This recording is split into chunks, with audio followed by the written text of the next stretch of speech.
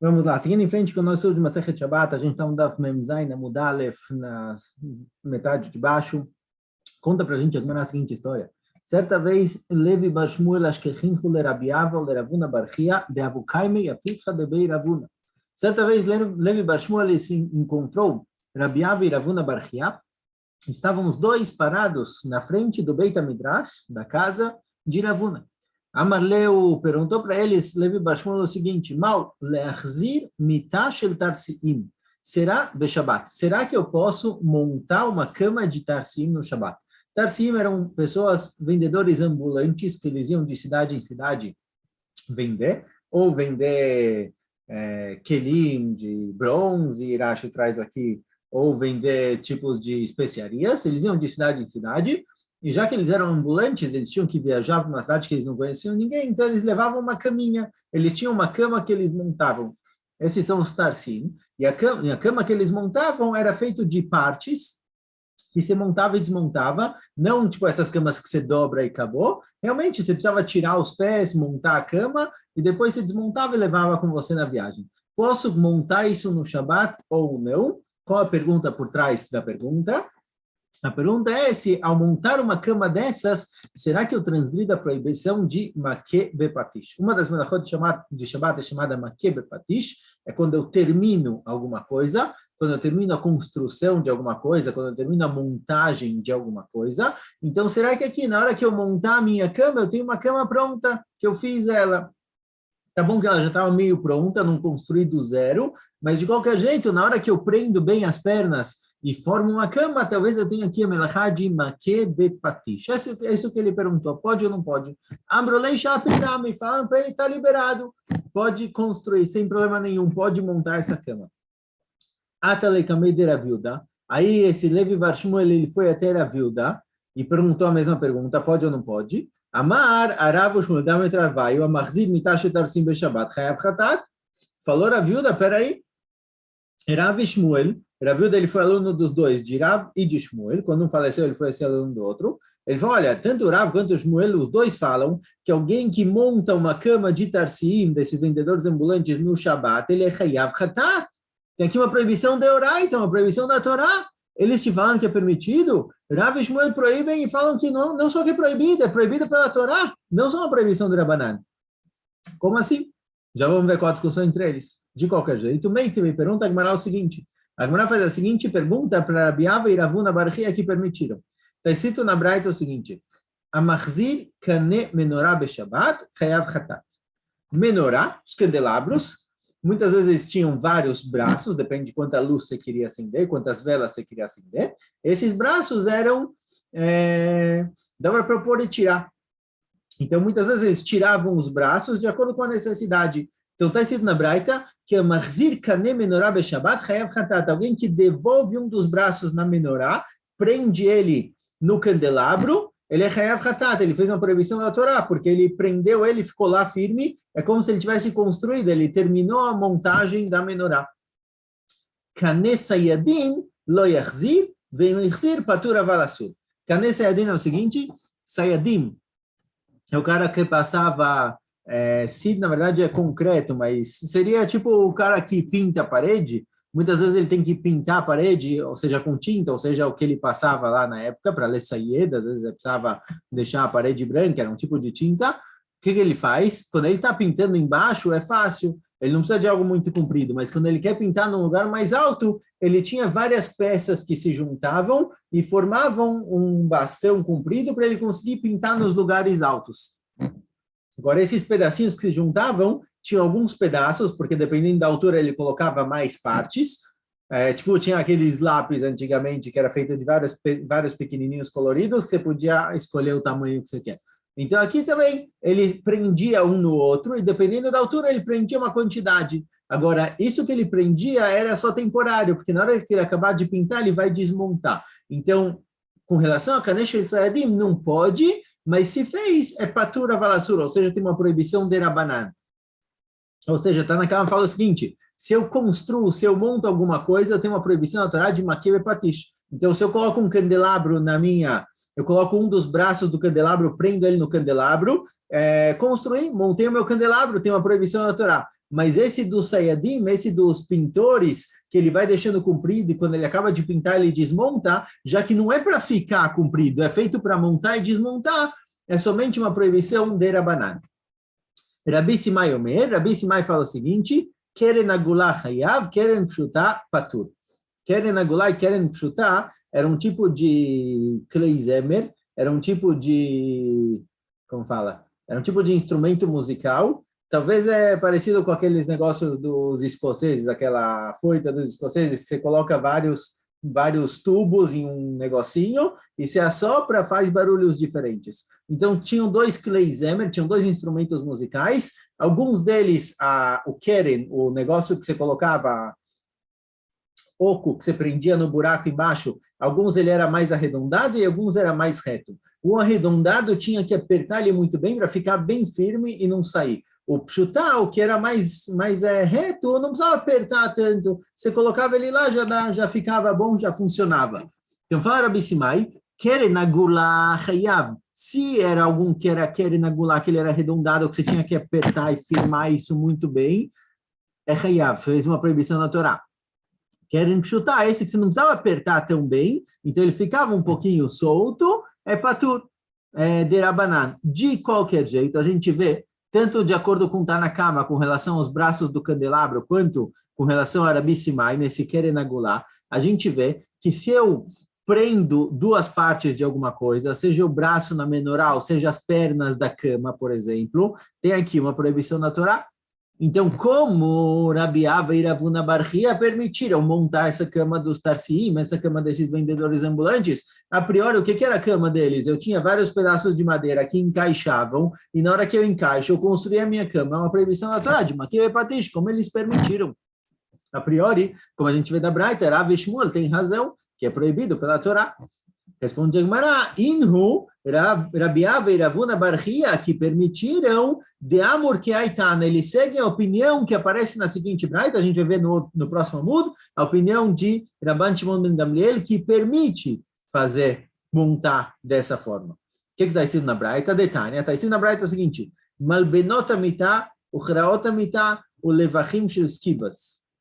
Malbeot Amitá é uns pedacinhos de madeira ou de algum material que eles colocavam embaixo do pé da cama, ou seja, quando iam colocar a cama em algum lugar, não queriam colocar direto no chão, porque vai ficar sujo de barro, de terra, então eles tinham alguma coisa para proteger os pés da cama. Então, se eu prendo no pé da cama esses Malbenot Amitá, ou Kraot Amitá, ou as próprias pernas da cama, eu prendo a perna da cama no lugar onde eu deito, o Levachim Shel Skibas, que é Levachim Shel Skibas, um verashi, esse Katan que me dá, certo? É no arco e flecha, tem um lugar onde você prende a flecha para ela ficar reta, e tem um lugar para onde você puxa a flecha. Então, se eu prendo, eles tinham um pedaço de madeira que eles colocavam na parte de trás, onde se puxa a flecha. Então, se eu coloco aquilo, e agora eu tenho como usar esse arco e flecha, assim, se o arco fosse só o arco, sem a parte de trás onde eu prendo a flecha e puxo ela para atirar, não serviria para nada. Então, esses levachim shel esquivas é a parte de trás que se colocava no arco e flecha.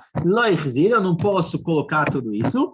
Sim, seja o negócio da base da cama, seja as pernas da cama ou esse negócio do arco e flecha. Loichzir, não posso colocar no Shabat. Se eu tirei, eu não posso devolver no Shabat.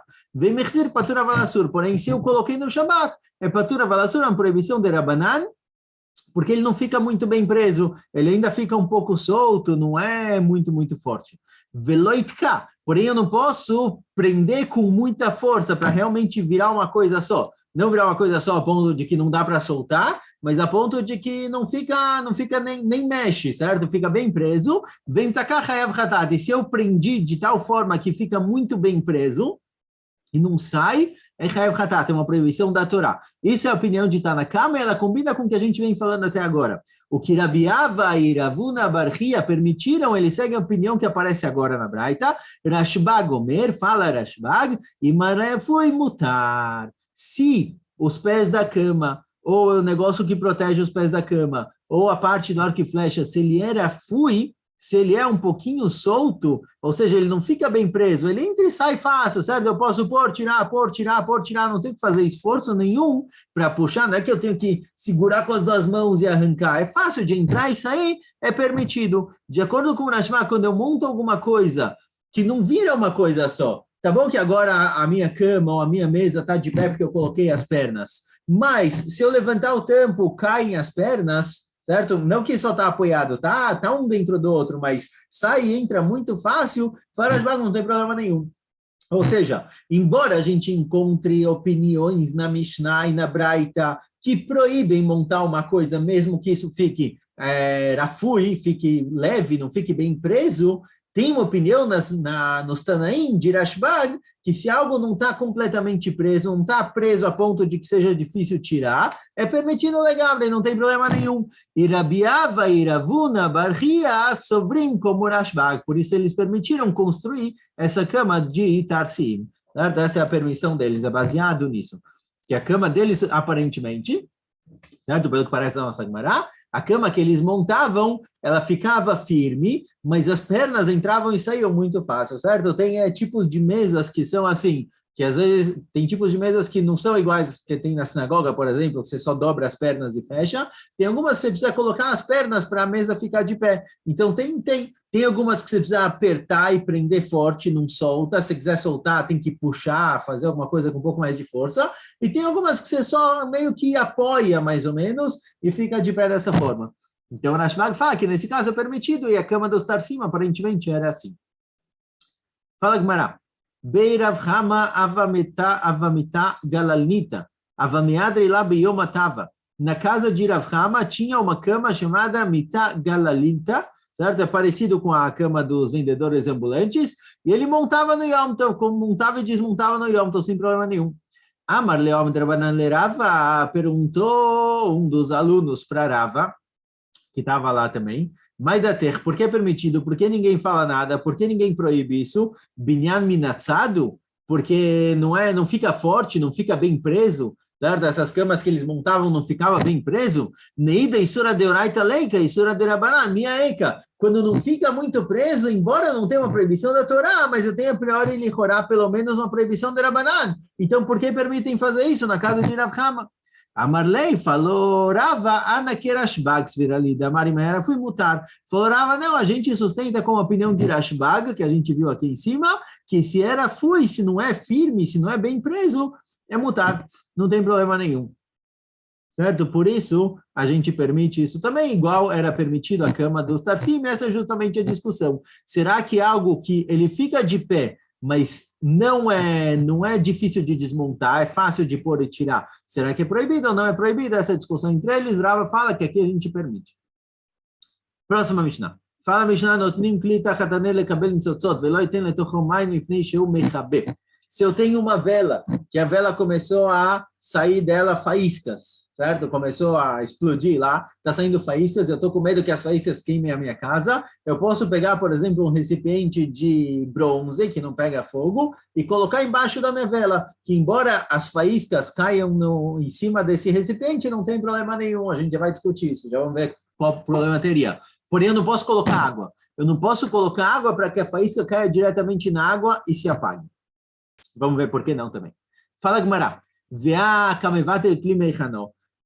Fala, Gemara, o seguinte, olha, por que eu posso fazer isso? A priori, no momento em que eu coloco o meu cli, coloco um recipiente embaixo da vela para as faíscas caírem dentro do cli, então eu peguei um cli que eu podia movimentar ele de um lado para o outro, um cli que não era mukse, e estou colocando nele faíscas de vela que são mukse. Isso vai proibir com que eu movimente o cli. Isso é chamado mevatel kli meichano. Eu estou anulando um cli da oportunidade que eu tenho de movimentar ele. A gente viu lá atrás que tem discussão se isso é chamado de soter ou boné. Por um lado é soter, porque eu estou desmontando meu cli, quer dizer, eu tinha um utensílio que era utilizável e agora eu não posso mais usar ele, eu vou ter que deixar ele lá por causa das faíscas, então eu estou soter, eu estou destruindo. Por outro lado, eu tenho que explicar que, olha, eu não vou poder tirar esse cli do chão, é como se eu prendesse ele no chão. Embora eu não prendi ele no chão com concreto, com cola, eu prendi ele no chão com a proibição de Rabanan de movimentar ele, mas é como se eu grudasse ele no chão, então tem aqui problema de boné. Então, de qualquer jeito, pergunta agora, olha, por que eu posso pôr esse cli lá? Até agora esse cli não é mukse, na hora que começarem a cair nele faíscas, ele vai se tornar mukse. Amar Ravuna ben Rav Yoshua, nitzotzot en bem mamash. Falou Ravuna ben Rav Yoshua, nitzotzot, faíscas, não tem mamash, elas não têm mamachuta, elas não têm matéria. Então, as faíscas que caíram e apagaram não transformam o cli em mukse. não é que caiu dentro desse cli algo mukse e eu não posso mais movimentar ele. Não é igual casca de banana que caiu dentro do cli, que agora a casca é mukse e o cli se torna mukse juntamente com a casca. Aqui é faísca, as faíscas não tem significado nenhum, não tem matéria nenhuma. Então, o cli não vai ficar proibido, por isso não tem problema. Mas eu não posso colocar água dentro desse cli, que aí as faíscas vão cair na água e apagar, isso eu não posso fazer. Por quê? Será que a nossa Mishnah ela vai de acordo com o Rabi Yossi? Será que a nossa Mishnah que falou isso, bestama, aquilo genericamente, parece que essa é a halakha e não tem discussão com relação a isso? Será que ela segue a opinião de Rabi Yossi? Damar gorem lekibui asur. Rabi Yossi fala o seguinte, é proibido eu causar com que um fogo seja apagado. Não só é proibido apagar o fogo, certo? Não só é proibido jogar água no fogo, eu também não posso causar com que o fogo seja apagado. Como eu faço isso? Por exemplo, eu tenho um lugar que está pegando fogo, eu pego um balde de madeira, por exemplo, um balde de barro que não aguenta fogo, encho ele de água e coloco ali do lado do fogo, do lado do lugar onde está pegando fogo. No primeiro momento, quando o fogo se aproximar desse meu balde de madeira ou de plástico, ou do que for, a água que está dentro não vai apagar o fogo, vai ficar lá dentro. Mas depois de 1, 2 minutos, quando o fogo começar a pegar nesse balde que eu coloquei lá, o balde vai derreter ou queimar, a água vai se espalhar e vai apagar o fogo. Ou seja, eu não apaguei o fogo diretamente, eu apaguei o fogo indiretamente. Rabi Yossi proíbe. Está na cama, a gente vai ver lá para frente uma discussão que está na cama permite fazer isso e Rabi Yossi proíbe fazer isso. Então, será que a nossa Mishnah aqui me proibiu colocar água onde vão cair as faíscas? Ela é de acordo com Rabi Yossi. Que Rabi Yossi proíbe causar indiretamente com que o fogo seja apagado. Será que a nossa braita é de acordo com Rabi Yossi? Será que faz sentido isso? O que Rabi Yossi proibiu causar com que o fogo seja apagado é se no próprio Shabat eu pego o balde e coloco do lado do fogo para queimar e depois cair água e apagar tudo. Erev Shabat, Rabi Yossi permite. Rabi Yossi não proíbe fazer isso Erev Shabat, ele proíbe fazer isso no próprio Shabat. E se você quiser pensar que a nossa Mishnah está tratando no Shabat, está escrito na Braita, נותנים כלי תחת הנר לקבל ניצוצות בשבת, ואם צריך לומר בערב שבת, assim na Braita que se é só faíscas, eu posso colocar o cli em volta da vela para receber as faíscas, tanto no Shabat quanto no Erev Shabat, ולא ילתין לתוך המים מפני שהוא מכבה מערב שבת, ואם צריך לומר בשבת. Porém, um cli que tem água é proibido colocar tanto no Shabat quanto no Erev Shabat. Ou seja, a gente vê na Braita que mesmo no Erev Shabat eu não posso colocar um utensílio cheio de água do lado do lugar onde a vela vai respingar, vai cair, vão ter as faíscas, porque eu estou apagando elas. Ou seja, isso daqui não é a opinião de Rabi Yossi. A discussão entre Rabi Yossi está na cama, se eu posso causar indiretamente o apagamento do fogo, através disso que eu coloco um balde de plástico perto do fogo que vai derreter e a água vai cair, isso é no Shabat. Lá eles discutiram. Erev Shabat todo mundo permite. E aqui a gente tem alguma coisa que é proibida mesmo no Erev Shabat. Então, qual a diferença entre o nosso caso, em que eu coloco um balde de água onde vão cair as faíscas, e um balde que vai derreter e a água vai cair? Que lá realmente discutiram, está na câmera Rabi Yossi, mas no nosso caso, no caso que eu coloco embaixo das faíscas um recipiente com água, todo mundo proíbe. Qual a proibição aqui? Fala Ravashi o seguinte, aqui mesmo o Rabanan concorda que é proibido, por quê? Porque aqui não é indiretamente. No momento em que eu coloco um recipiente cheio de água e as faíscas vão voar, e em vez de apagar quando ela chegar na base do meu cli, na base do meu recipiente, elas vão apagar um pouco em cima quando eu chegar na água, é direto, não é indireto. Não é que a faísca vai queimar alguma coisa que vai liberar água e vai fazer a água chegar aqui e apagar o fogo. Não, a faísca vai cair diretamente na água, eu estou aproximando, eu estou antecipando o apagamento da faísca, mesmo que seja por meio segundo. Em vez de apagar quando ela chegar na base do recipiente, ela vai apagar quando eu chegar na água. É meio segundo, mas eu estou antecipando o apagamento da faísca diretamente. Aqui mesmo o Rabanan proíbe. E essa proibição é no Shabat, inicialmente, certo? No Shabat é proibido. E Erev Shabat, Rabanan Gazru. Erev Shabat, a priori, não teria proibição, certo? a priori, Erev Shabbat, se eu coloquei água lá, não teria problema nenhum. Erev Shabbat eu não tenho proibição de apagar. Então, se eu coloquei Erev Shabbat e no Shabbat isso vai apagar, não tem nada a ver comigo. É igual a chapa que vai ligar e desligar durante o Shabbat, mas eu planejei ela Erev Shabbat, então não tem problema nenhum. Mas, Chachamim proibiram Erev Shabbat por causa de Shabbat. Já que no próprio Shabbat eu não posso colocar isso lá, porque eu estou antecipando o apagamento da faísca, então Erev Shabbat Chachamim também proibiram. Adran Elach Kirá, terminamos Perek Kirá. Mas não vamos parar por aqui, vamos seguir em frente. Mais um pouquinho, vamos seguir para o próximo Perek.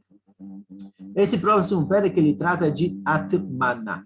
Atmaná é parecido um pouco com relação ao Perek anterior. O Perek anterior tratou, principalmente no começo, depois a gente falou bastante de Mukse, mas o Perek tratou no começo sobre colocar comida na chapa, Erev Shabbat, o que eu posso pôr, o que eu não posso pôr, quanto tem que estar cozido, se a chapa tem que estar... No caso, a gente não falou especificamente da chapa na Gemara, a gente falou sobre essas akirá, essas panelas, essas mini fornos onde eles colocavam para cozinhar.